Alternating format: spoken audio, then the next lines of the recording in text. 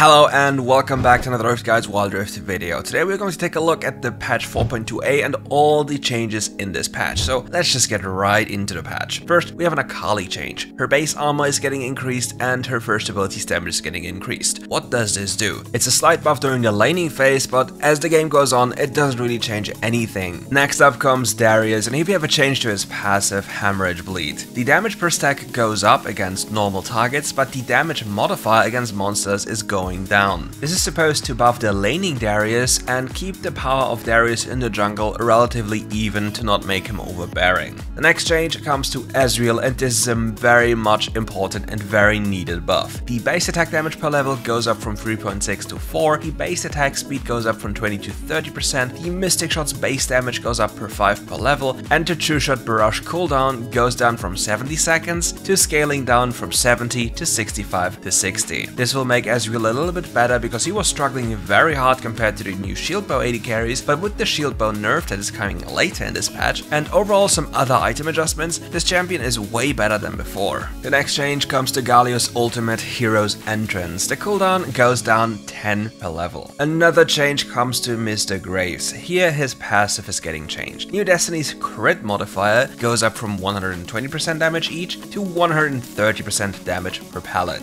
If you have Infinity Edge, it's also getting another buff, which means that the 130% modifier now goes up to 140%. A major change is coming to Kayn, and here we talk about his passive. Darkened Scythe energy required for transformation goes up from 8,000 to 7,000. The energy gain from damaging ranged champions also goes up from 18 to 24, and from taking down enemy ranged champions, you gain 120 compared to previously 90 energy. The Blue Gain's passive is also getting buffed to deal more damage. The second ability's bonus attack damage ratio is going up by 10%, the third ability's mana cost is going down by 30, and the attack damage ratio on your third ability is also going up by 10. If you're running Shimmering Spark to accelerate your form gain, you'll be absolutely cracked on Kayn, and you'll probably see him in the S tier not much later. Another scary buff comes to a little Kha'Zix. Our little Kha'Zix is getting a 5 base damage buff on his first ability. You might be thinking, that's not that much, but you have to think about the bonus modifier when the enemy is isolated, and that this is his most damage and most spammed spell. So this can even be enough to make this champion way stronger than he was before, even if it's just a 5 base damage buff. Next champion buff is coming to Master Yi, and here we have a base damage increase from 52 to 54, and the Alpha Strike's cooldown is going down 1 second per rank. Next up comes Miss Fortune, who is getting buffed. The base damage goes up from 52 to 54, similar to Master Yi, and here we have a change to her passive as well. When you damage an enemy with Love Tap, the damage to new target is not 44 to 100% anymore, it's 49 to 105% of your attack damage. If you think about the buffs to the next item that we talk about later in this patch, then this champion could turn into a very viable champion. The next champion we need to talk about is Pantheon. Here we have a base mana buff from 390 to 420, a base mana regen buff from 9 to 12, a Comet Spear attack damage ratio bonus buff from 110 to 120%, the Comet Spear Mortal Will bonus also from 110% to 120%, the Comet Spear cooldown on not releasing from 50 to 60%, and his ultimate spear damage bonus attack damage ratio goes up from 110 to 120%. Since Pantheon has been struggling quite a lot, these are some well-deserved buffs which will maybe put him more into a well-balanced pick rather than just a I fall off a cliff after 1 to 2 items champion. Another scary buff comes to PYKE. His base armor goes up from 4.3 to 5, his base magic resist from 1.6 to 2.5 per level, the gift of the Drowned One's health recuperation also goes up by a whopping amount, the Bone Skewer's base damage also goes up by 10 damage as well, and the execute threshold from his ultimate goes up on the second and third rank by 25 towards 50. For Set, we have the following change. His Pit Grit Right Hook's bonus damage changes from level 5 plus 50% bonus attack damage to level 7 plus 50% bonus attack damage. On top of that, the Haymaker ability damage is going up in the form of scaling. Compared to previous 0.2% scaling, it now receives a 0.25% bonus attack damage scaling. For Urgot, we have an interesting change which will push him more towards the on-hit build, which might or might not feature Muramana. Purge on its effects bonus ratio goes up from 50% to 70%, and his ultimate Fear Beyond Death bonus attack damage ratio goes up from 50 to 70%. Another well-deserved buff comes to Vayne, and here we have a base attack speed buffs from 20 to 30% and a base attack speed per level buff from 2.2% to 3.2%. Contrary to public belief, Vayne was really not that powerful with the new items, simply because she had a good item build beforehand, and the new crit itemization wasn't something that Vayne really wanted to go into. She kinda got forced into building those items, but those items, especially shield bow and other crit modifiers, are not something Vayne truly wants when there are other builds available. Now let's briefly talk about nerfs, and here we have Kai'Sa as one of the champions that deserves nerfs the most. Her base attack speed goes down from 30% to 20%, her Pantheon rain damage factor to monsters is cut down to 50% rather than 100% before, the Void Seeker bonus attack damage ratio goes down from 130% to 110%, and the ability power bonus is going down from 70% to 60%. This is actually quite a smart nerf if you think about it. Kai'Sa's jungle clear speed increases a lot by getting a first evolve, and this cuts this down quite sizably. Also, her teamfight capabilities, or just poking before a teamfight, is significantly cut short by nerfing a second ability as well. So really smart nerfs about Kai'Sa's ability to gain gold, especially paired up with the base attack speed nerf. However, you have to think about laning Kai'Sa, and laning Kai'Sa is always kind of a little,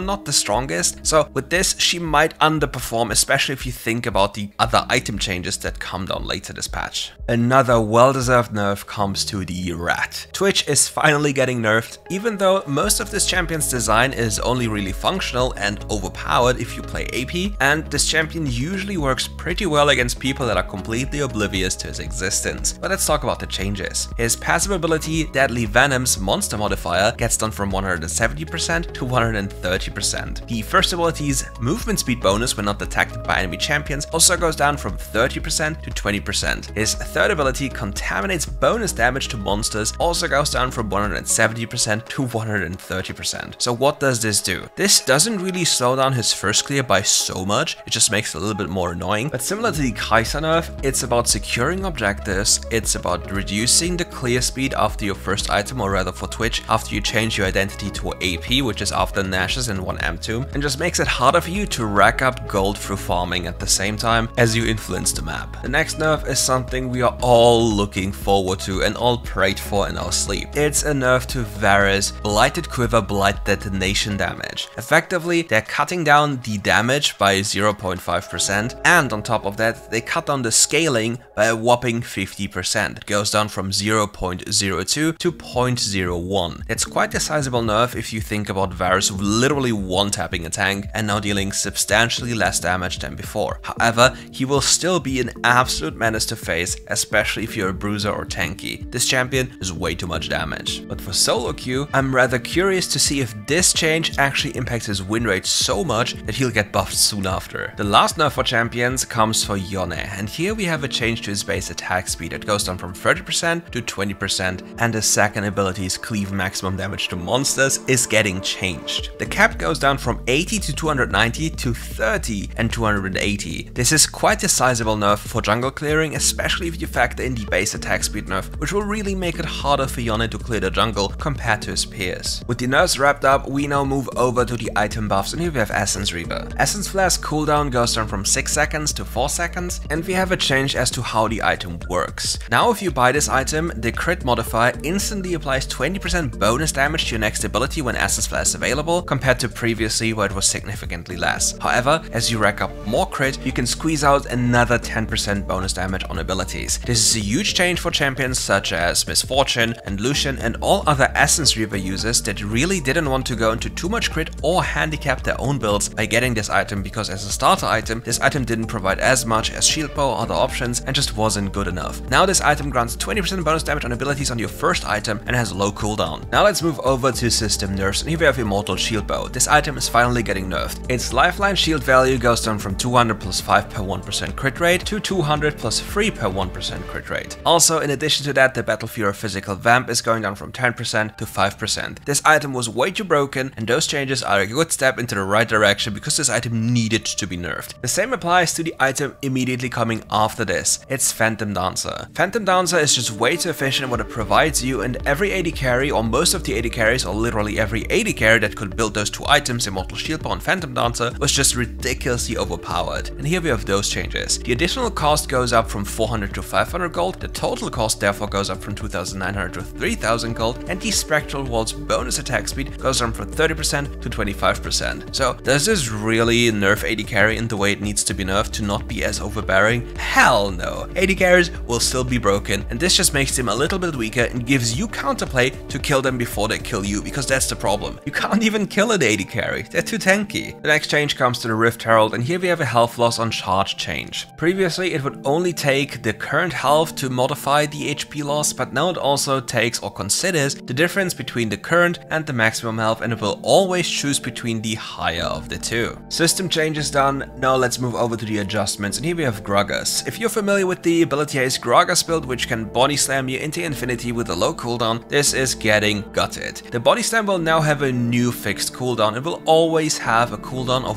1.25 seconds at least. Next change or adjustment comes to Jhin. Whisper's attack damage bonus goes down from 5% per level to 4% per level. Jhin's Whisper movement bonus crit ratio, on the other hand, goes up from 10% to 15%. At the same time, the Dancing Grenade attack bonus modifier goes down by 5%. And last but not least, we have a change to Bloodthirster, and here we have a stat change. Its attack damage goes up by 5, but its physical vamp goes down by 3. To be honest, I'd rather see a Bloodthirster itemization change rather than a stat adjustment. And that's it for today's video. Thank you for watching, and don't forget, Collector is a dopamine item if you want to see the big execute number, but on the way to the execute you'll deal substantially less damage compared to other items you could have in inventory. See you soon for more RiftGuides content.